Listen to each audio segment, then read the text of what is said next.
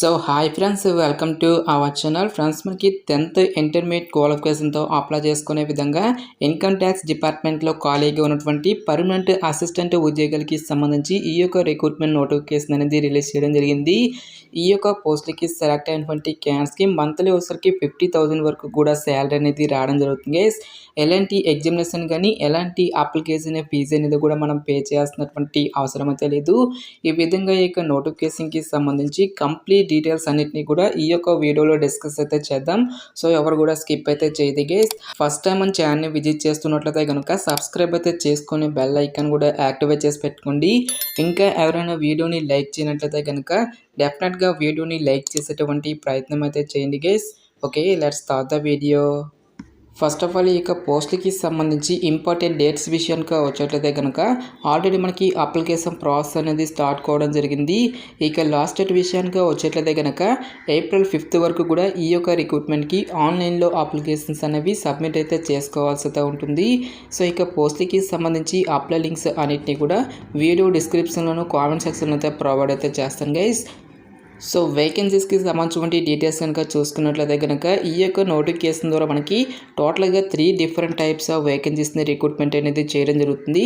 First of all ఇక్కడ మనకి stenographer grade 2 ఉద్యోగాల్లో సరికి టోటల్గా మనకి 2 వేకెన్సీ అనేవి కేటాయించడం జరిగింది. నెక్స్ట్ మనకి ట్యాక్స్ అసిస్టెంట్ ఉద్యోగాల్లో సరికి 28 వేకెన్సీస్, మల్టీ టాస్కింగ్ స్టాఫ్ ఉద్యోగాల్లో సరికి 26 నెంబర్ ఆఫ్ వేకెన్సీస్ని రిక్రూట్మెంట్ అనేది చేయడం జరుగుతుంది. టోటల్గా మనకి 56 నెంబర్ ఆఫ్ వేకెన్సీస్కి సంబంధించి ఈ యొక్క జాబ్ నోటిఫికేషన్ అనేది పబ్లిష్ చేయడం అనేది జరిగింది గైస్. పోస్టుల వరకు మనకి పే స్కేల్ అనేది ఏ విధంగా ఉంటుంది అని చూసుకున్నట్లయితే కనుక మల్టీ టాస్కింగ్ స్టాఫ్ పోస్టులకి సెలెక్ట్ అయినటువంటి క్యాండిడేట్స్కి సెంట్రల్ గవర్నమెంట్ లెవెల్ 1 ప్రకారం బేసిక్ పేనే మనకి 18,000 అనేది పే చేయడం జరుగుతుంది. ఈ యొక్క బేసిక్ పేతో పాటు చాలా రకాల కేంద్ర ప్రభుత్వానికి సంబంధించి అలవెన్సెస్ అనేవి కూడా మనకి పే చేయడం జరుగుతుంది. కాబట్టి ఈ విధంగా అన్ని అలవెన్సెస్ కలుపుకుంటే దాదాపుగా మనకి 30,000 వరకు కూడా మంత్లీ శాలరీ అనేది రావడం జరుగుతుంది. నెక్స్ట్ స్టెనోగ్రాఫర్ గ్రేడ్ 2 ఉద్యోగులతో పాటు ట్యాక్స్ అసిస్టెంట్ ఉద్యోగాలకి సెలెక్ట్ అయినటువంటి క్యాండిడేట్స్కి సెంట్రల్ గవర్నమెంట్ లెవెల్ 4 ప్రకారం బేసిక్ పైన మనకి 25,000కి పైగా మనకి శాలరీ అనేది రావడం జరుగుతుంది. ఈ యొక్క బేసిక్ పేతో పాటు అన్ని అలవెన్సెస్ కలుపుకుంటే దాదాపుగా మనకి 45,000కి పైగానే మనకి శాలరీ అనేది రావడం జరుగుతుంది. సో ఇక నోటిఫికేషన్ ద్వారా భర్తీ చేసినటువంటి యొక్క 3 డిఫరెంట్ టైప్స్ ఆఫ్ పోస్టులకి సంబంధించి అప్లై చేసుకోవడానికి మీకు ఉండాల్సినటువంటి ఏజ్ లిమిట్ విషయానికి వచ్చేట్లయితే కనుక January 1st, 2025 నాటికి మీకు మినిమం ఏజ్ అనేది 18 ఇయర్స్ అయితే కంప్లీట్ అయి ఉండాలి. Stenographer grade 2 and tax assistant ఉద్యోగాలకి మీరు అప్లై చేస్తున్నట్లయితే కనుక జనరల్ అభ్యర్థులు వచ్చరికి 27 ఇయర్స్ వరకు కూడా అప్లై అనేది చేసుకోవచ్చు. నెక్స్ట్ మనకి క్యాస్ట్ వరకు కూడా ఏజ్ రిలాక్సేషన్స్ అనేవి ఉంటాయి కాబట్టి ఓబీసీ క్యాన్స్ వచ్చరికి 30 ఇయర్స్ వరకు, ఎస్సీ ఎస్టీ క్యాన్స్ వచ్చరికి 32 ఇయర్స్ వరకు కూడా అప్లై చేసుకోవడానికి ఛాన్స్ అనేది కల్పిస్తూ ఉన్నారు. నెక్స్ట్ మీరు మల్టీ టాస్కింగ్ స్టాఫ్ ఉద్యోగాలకి కనుక అప్లై చేస్తున్నట్లయితే కనుక మీకు మినిమం ఏజ్ అనేది 18 ఇయర్స్ అయితే కంప్లీట్ అయి ఉండాలి. జనరల్ అభ్యర్థులు వచ్చరికి 25 ఇయర్స్ వరకు కూడా అప్లై అనేది చేసుకోవచ్చు. నెక్స్ట్ ఓబీసీ క్యాన్స్ వచ్చరికి 28 ఇయర్స్ వరకు, ఎస్సీ ఎస్టీ క్యాన్స్ వచ్చరికి 30 ఇయర్స్ వరకు కూడా అప్లై చేసుకోవడానికి ఛాన్స్ అనేది కల్పిస్తూ ఉన్నారు. సో పోస్టుల వరకు ఎసెన్షియల్ ఎడ్యుకేషనల్ క్వాలిఫికేషన్తో పాటు ఈ యొక్క జాబ్స్కి ఎవరెవరు అప్లై చేసుకోవచ్చు అని చూసుకున్నట్లయితే కనుక the candidate must be A citizen of India అని చెప్పేసి మెన్షన్ చేయడం జరిగింది. జస్ట్ మీరు ఇండియన్ సిటిజన్ అయితే సరిపోతుంది గైస్. మీరు ఏ స్టేట్కి చెందిన వాళ్ళైనా సరే ఈ యొక్క జాబ్స్కి అప్లై అనేది చేసుకోవచ్చు. సో మీరు ఆంధ్ర అయినా తెలంగాణ అయినా ఈ విధంగా మీరు ఏ స్టేట్కి చెందిన వారైనా సరే ఆన్లైన్లో అప్లై అనేది చేసుకోవచ్చు.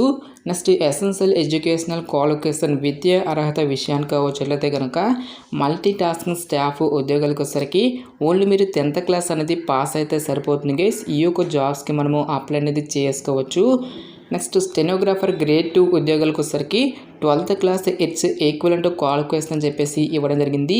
సో మీరు ఏ విభాగంలో ఇంటర్ పాస్ అయినా, ఐటీఐ చేసినా, డిప్లొమా కంప్లీట్ చేసినా సరే ఈ యొక్క జాబ్స్కి అప్లై అనేది చేసుకోవచ్చు. ఫైనల్గా మనకి ట్యాక్స్ అసిస్టెంట్ పోస్ట్కి వచ్చేసరికి సో మీరు ఏ విభాగంలో డిగ్రీ పాస్ అయినా సరే ఈ యొక్క జాబ్స్కి అప్లై అనేది చేసుకోవచ్చు. సో మీరు బీకామ్ చేసినా, బీటెక్ చేసినా, బీఫార్మసీ చేసినా సరే ఈ యొక్క జాబ్స్కి అప్లై అనేది చేసుకోవచ్చు. ఎలాంటి ఎక్స్పీరియన్స్ అనేది కూడా మనకి ఉండాల్సినటువంటి అవసరం అయితే లేదు గైస్. నెక్స్ట్ ఈ యొక్క పోస్ట్లకి ఎటువంటి అప్లికేషన్ ఫీజు అనేది కూడా మనం పే చేయాల్సినటువంటి అవసరం అయితే లేదు గైస్. ఆల్ క్యాండిడేట్స్ అందరూ కూడా ఈ యొక్క రిక్రూట్మెంట్కి ఫ్రీగా అప్లై అనేది చేసుకోవచ్చు.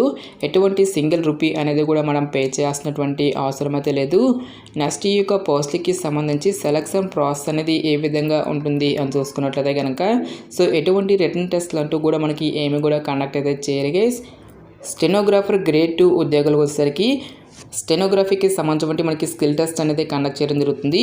ఇంగ్లీష్ లాంగ్వేజ్లో వచ్చేసరికి అట్లీస్ట్ 50 వర్డ్స్ పర్ మినిట్ టైపింగ్కి సంబంధించిన స్కిల్స్ అనేవి మీకు ఉండాల్సి అయితే ఉంటుంది. హిందీ లాంగ్వేజ్లో వచ్చేసరికి 65 వర్డ్స్ పర్ మినిట్ టైపింగ్కి సంబంధించిన స్కిల్స్ అనేవి మీకు ఉండాల్సి అయితే ఉంటుంది గైస్. నెక్స్ట్ ట్యాక్స్ అసిస్టెంట్ పోస్ట్కి కూడా మనకి డేటా ఎంట్రీకి సంబంధించిన స్కిల్ టెస్ట్ అనేది కండక్ట్ చేయడం జరుగుతుంది.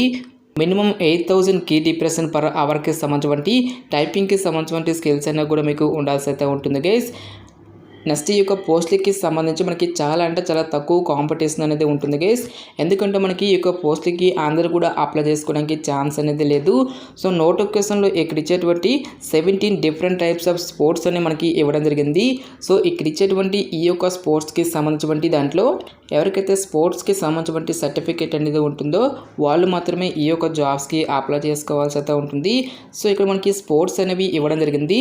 Athletics, badminton, basketball, carroms, chess, cricket, football, kabaddi, swimming, tennis, volleyball, table tennis అని చెప్పేసి ఈ విధంగా ఇక్కడ మనకి 17 డిఫరెంట్ టైప్స్ ఆఫ్ స్పోర్ట్స్ అనేవి ఇవ్వడం జరిగింది. ఇక్కడ ఇచ్చేటువంటి ఈ యొక్క స్పోర్ట్స్లలో మీకు ఇంటర్నేషనల్ కాంపిటీషన్లో సర్టిఫికేట్ ఉన్నా, లేదంటే నేషనల్లో మీకు సంబంధించిన సర్టిఫికేట్ ఉన్నా, లేదంటే మీరు ఇంటర్ యూనివర్సిటీలో ఈ యొక్క టోర్నమెంట్స్లో కనుక అక్కడ సంబంధించిన సర్టిఫికేట్ ఉన్నా సరే ఈ యొక్క జాబ్స్కి అప్లై అనేది చేసుకోవచ్చు. నెక్స్ట్ స్కూల్స్లో కూడా మీకు గేమ్స్కి సంబంధించిన సర్టిఫికేట్ ఉన్నా సరే ఈ యొక్క జాబ్స్కి అప్లై అనేది చేసుకోవచ్చు. నెక్స్ట్ మనకి ఖేలో ఇండియా యూనివర్సిటీకి సంబంధించి కానీ ఖేలో ఇండియా పారా గేమ్స్కి సంబంధించి ఈ యొక్క ఈవెంట్స్లో స్పోర్ట్స్కి సంబంధించిన సర్టిఫికేట్ ఉన్నా సరే ఈ యొక్క జాబ్స్కి అప్లై అనేది చేసుకోవచ్చు. సో ఇక్కడ మనకి మీకు కాంపిటీషన్కి సంబంధించి ఇక్కడ మనకి సపరేట్గా ఫామ్స్ అనేవి ఇవ్వడం జరిగింది. సో మీకు ఇంటర్నేషనల్ లెవెల్లో కనుక ఈ యొక్క సర్టిఫికేట్ అనేది ఉంటే కనుక ఫామ్ 1 మీరు ఫిల్ చేయాల్సి అయితే ఉంటుంది. సో మీకు నేషనల్ లెవెల్లో కనుక ఈ యొక్క స్పోర్ట్స్కి సంబంధించిన సర్టిఫికేట్ అనేది ఉంటే ఫామ్ 2ని, ఇంటర్ యూనివర్సిటీలోకి సంబంధించి ఏమైనా స్పోర్ట్స్కి సంబంధించిన సర్టిఫికేట్ అనేది ఉంటే కనుక ఫామ్ 3ని మీరు ఇక్కడ ఫిల్ చేయాల్సి అయితే ఉంటుంది.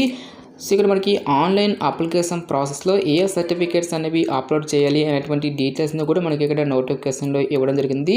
మీకు 10th క్లాస్ క్వాలిఫికేషన్కి సంబంధించిన సర్టిఫికేట్స్తో పాటు హయ్యర్ ఎడ్యుకేషనల్ క్వాలిఫికేషన్కి సంబంధించిన సర్టిఫికేట్స్, నెక్స్ట్ మీకు గేమ్స్కి సంబంధించిన సర్టిఫికేట్స్తో పాటు మీకు కమ్యూనిటీ సర్టిఫికేటు, నెక్స్ట్ ఏదైనా ఒక ఐడి ప్రూఫ్ని కూడా మీరు ఇక ఆన్లైన్ అప్లికేషన్ ప్రాసెస్లో అప్లోడ్ అనేది చేయాల్సి అయితే ఉంటుంది. నెక్స్ట్ ఈ యొక్క పోస్ట్కి సెలెక్ట్ అయినటువంటి క్యాండిడేట్స్కి మనకి జాబ్ పోస్టింగ్ అనేది ఎక్కడ ఉంటుంది అని చూసుకున్నట్లయితే కనుక సో ఇక్కడ మనకి 11th పాయింట్లో క్లియర్గా మెన్షన్ చేయడం జరిగింది.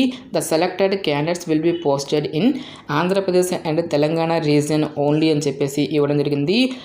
సో ఆంధ్రప్రదేశ్ అభ్యర్థులకు వచ్చేసరికి ఆంధ్రప్రదేశ్లోను, తెలంగాణ అభ్యర్థులకు వచ్చేసరికి తెలంగాణలోనూ మనకి ఈ యొక్క జాబ్ పోస్టింగ్ అనేది ఉంటుంది కాబట్టి సో క్వాలిఫికేషన్ ఉన్నటువంటి ప్రతి ఒక్క క్యాండిడేట్ కూడా ఈ యొక్క రిక్రూట్మెంట్కి అప్లై అనేది చేసుకోండి.